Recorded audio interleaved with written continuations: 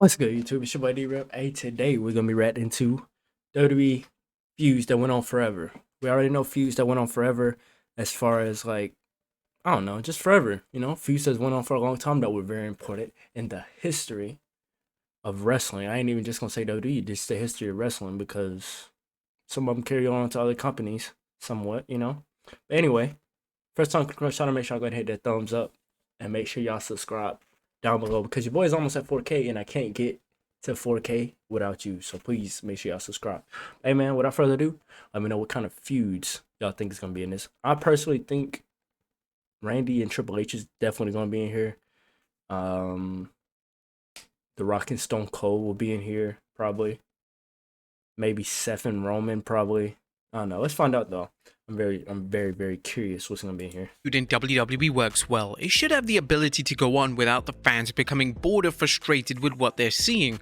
However, WWE unfortunately has a poor habit of allowing a feud to go on forever, with there being no end in sight. The WWE is traditionally stubborn when it comes to certain feuds and are unable to read the room and realize that the fans are completely sick and tired of seeing the two wrestlers face off every time.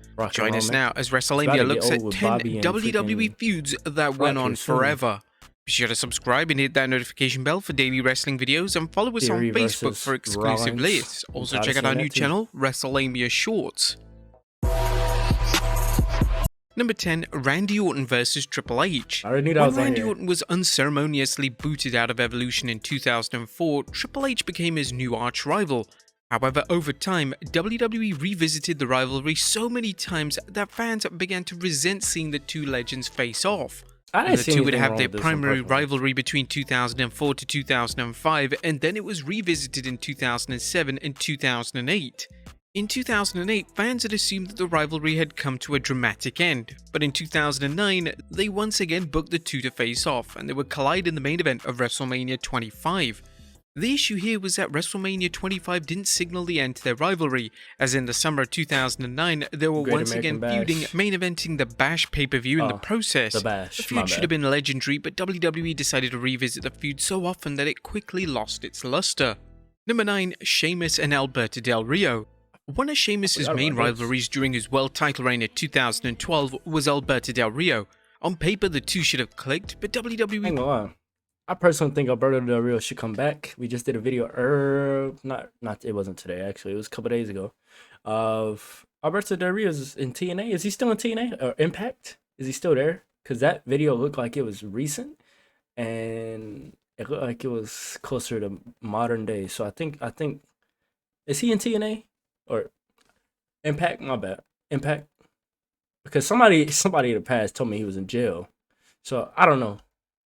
We refused to end the rivalry at an appropriate time, and WWE booked the match at a number of pay-per-views throughout 2012. The feud went on, and WWE failed to add anything new to the story to generate interest. It was unbelievable to think that this was a world title feud because it just got so dull. The feud dominated WWE television, and it certainly alienated a lot of fans and made them question how much WWE truly cared about the world title. This was especially the case as while Sheamus and Del Rio were endlessly wrestling over the gold belt, the WWE title was being decided in classic matches between the likes of CM Punk, John Cena, and Daniel Bryan. It was incredibly frustrating as a viewer. Number 8, Sasha Banks vs Charlotte Flair. The matches between Banks and Flair in 2016 received good reviews from fans, but the rivalry never seemed to end, and the feud was heavily criticized for negatively impacting. They make it seem like this is like so long ago. I mean, how long has Sasha been out of the company? Since what, 2020 or 2022? My bad. Early 2022. Early 2022, and this was 2016. That's not that long. I mean, the Triple H and Randy one is way longer. Wait a minute. I knew something looked different about Charlotte. This little mole she had here, it's gone now. I don't know if y'all peeped that. It's gone now. I knew something looked different about her. The credibility of one Sasha Banks. The two began to feud in the summer of 2016, and WWE booked the two to wrestle on virtually every pay-per-view event between SummerSlam and Roadblock End of the Line. WWE would book the feud in an incredibly negative manner, as Banks would win the Raw Women's title on Raw and then drop it to Flair at the pay-per-view. This was the case for every single pay-per-view, and over time, this made fans realize WWE were booking the feud to elevate Flair and Flair alone. What should have been a feud that celebrated women's wrestling instead was a feud which was Mercedes heavily Money. panned due to WWE's presentation of Banks Or that some Money. say she I might have said it seriously backwards. I struggled might to have said it recover wrong. from. She looked Number small. 7, Randy Orton vs Bray Wyatt. This one The didn't go on central that long issue in either. the somewhat endless feud between Randy Orton and Bray Wyatt was a lack of chemistry. The two would feud between 2016 to 17, and this involved a WWE title match at WrestleMania 33 that was barely passable as a TV match, never mind a match at WrestleMania. When the two revisited their rivalry in 2020 and 2021, the feud was full of outlandish moments involving fire and supernatural antics, but the match quality on display was incredibly disappointing. The two collided once again at WrestleMania 37, and the match once again was rather poor. Orton, who prides himself on his in-ring work, has gone on record to admit that he wasn't a fan of the feud with Wyatt, so hopefully they keep a substantial distance between the two for the foreseeable future. Number 6, Baron Corbin vs Roman Reigns. In November of 2019, Roman Reigns began a feud with Baron Corbin, and whilst these two are great wrestlers in their own right, their chemistry together left a lot to be desired. WWE would make the feud the main focal point of SmackDown, and unfortunately this led to fans looking for the remote.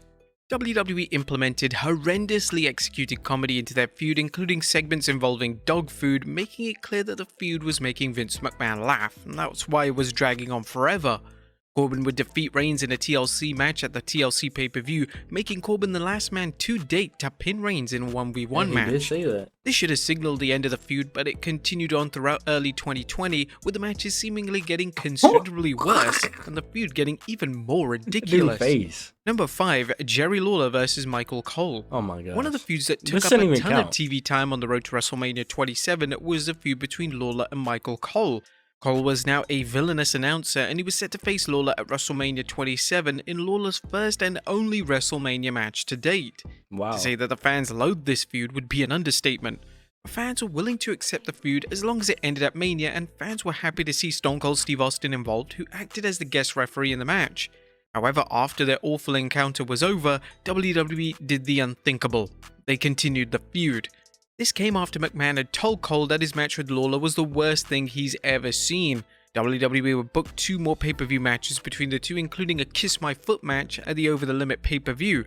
They committed so much time to this feud, and it will without question go down in history as one of the worst feuds WWE has ever produced. I mean, they're not real wrestlers. Randy I Orton versus Jinder Mahal. I guess. Jinder Mahal conquering Randy Orton to win the title in 2017 was a move that stunned the wrestling world. What followed was a dire feud between Mahal and Orton that negatively hindered the SmackDown product and was featured on a number of pay-per-views. Orton had worked extremely hard to try and make Mahal credible, but the matches between the two were simply not good. The two would even have a Punjabi prison match at the Battleground event, which was heavily criticized and was labeled the worst match of 2017. After months of the feud, WWE eventually decided to move on. However, WWE fans will always remember that period in 2017 when they tried to present Mahal vs Orton as one of the biggest things in wrestling. Number 3, Goldberg vs Triple H. Upon signing with WWE in 2003, it didn't take too long for Goldberg to enter into a feud with world champion Triple H. The two were set to main event SummerSlam in a 1v1 matchup, but due to an injury, the match was changed to an Elimination Chamber. Nevertheless, fans still expected Goldberg to walk out with the title, but WWE decided to have an injured Triple H defeat Goldberg to retain the title.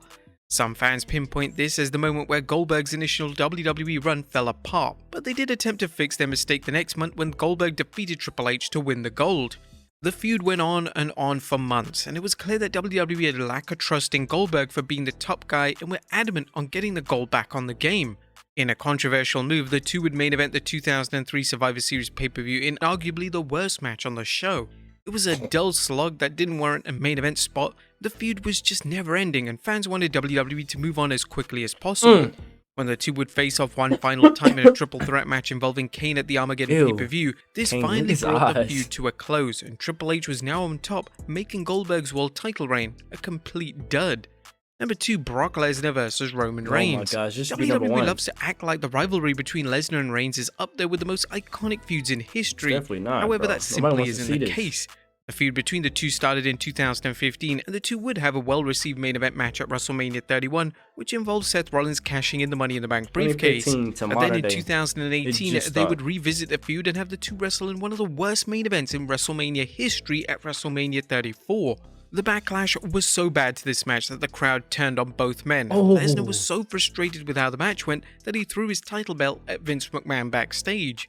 WWE then decided to continue the feud into 2018, with the two having one more pay-per-view match, including yet another main event match at SummerSlam. Then in 2021, they made plans for the two to feud again, this time with Lesnar as a face, which made for a much better dynamic, but WWE made the mistake of once again booking the feud to go on for far too long. They'd wrestle at Crown Jewel before seemingly settling their rivalry in the main event of WrestleMania 38. However, in the summer of 2022, WWE once again decided to feature a feud that was a good would ending. main event the SummerSlam I ain't never seen pay-per-view. nobody lift a ring like that Hopefully, before. with Triple H firmly running WWE creative, I'm mad the 'cause I was feud supposed to is be there. never rekindled, and the two stay away from each other for the rest of their respective careers. And number 1, John Cena versus Randy Orton. John Cena and Randy Orton. I mean, this one deserves to be number 1. I mean, I don't think there's not many rivalries that are better than this one. There's really not. I mean, you can argue Stone Cold and The Rock, but Cena and Orton, come on, bro. Come on, bro. Rivalry should have been held in high regard, as it was It's two not of the that top many stars fe- in the it's not company that many competing rivalries for the better than number 1 this. spot. However, they made the fatal mistake of thinking that the rivalry needed to last for months on end and needed to be redone time and time again. Their rivalry in 2007 was well executed, and the two should have, in all fairness, ended their feud the following year at WrestleMania 24 in a 1v1 match. But it was in 2009 where the problems began. Okay. In 2009, WWE truly became obsessed with this feud, and they would wrestle on 4 separate yet consecutive pay-per-view events, with the two trading the title back and forth. In late 2013, WWE would once again look to book their favorite feud, and the two would wrestle in a number of matches yet again, including a TLC match and a negatively received world title match at 2014's Royal Rumble pay-per-view. Throughout their decorated careers, both men have wrestled. How y'all feel about it? Y'all think this is a bad rivalry or something? I don't. I think it's a good rivalry. I think it's one of the best rivalries. I don't see anything wrong with it. I understand it started a little early, but I mean, it is what it is. It is what it is. Cena and Orton, bro. I don't see anything wrong with it. But 20 times, and this doesn't include house show matches. 20 times? This is truly insane to think about, and WWE without question ruined what could have been an immensely special rivalry between two all-time greats. Still is. There you have it, folks. Still is one of the greatest all-time rivalries. What do you mean, bro? Anyway, let me know how y'all feel, man. Like I said, I think this is top 2 rivalries, bro. And you can argue what is 2 and what's number 1. Whatever you want. But this is definitely up there. Hey, man, let me know what y'all want me to react to next in the comments. But hey, like this video, subscribe if you're new. It's your boy D-Rip, man. I'm out.